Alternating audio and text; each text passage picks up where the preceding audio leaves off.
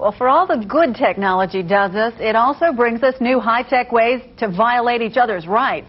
Tony Fama visited a local shopping mall today and found spy gadgets that would make James Bond proud.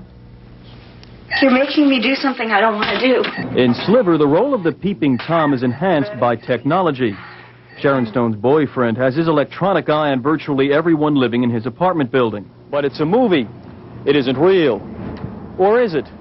This St. Petersburg neighborhood is much like many others in the area. It's quiet. It's a place to come home to. But just last week, a man who lived here pleaded guilty to listening in to many of his neighbors' phone conversations. Elizabeth Henry is one of those neighbors. It reminded me of being overexposed.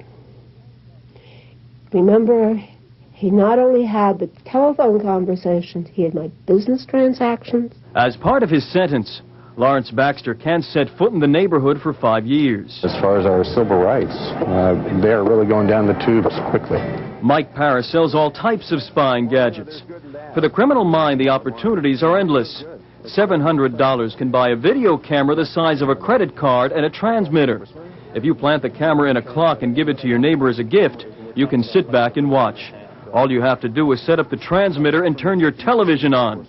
Paris has heard all the stories. Well, they have mentioned to me that, oh, well, this is my house and I have a right to do something in my house, but we refuse to sell them the equipment. Paris stresses it's illegal to install any listening device in a private home without an okay from a court. And I'll tell you how violated I felt. I called in January of 1992 when I had a feeling he might have invaded. I couldn't prove it. I called the rape crisis line. For Elizabeth Henry, progress includes some scars. Tony Fama, 10 News. Now, the people at the Spybooth defend their products as useful tools for businesses that, say, may suspect workers of theft or maybe making a lot of long-distance calls on company time. In those cases, the gadgets can be both handy and legal.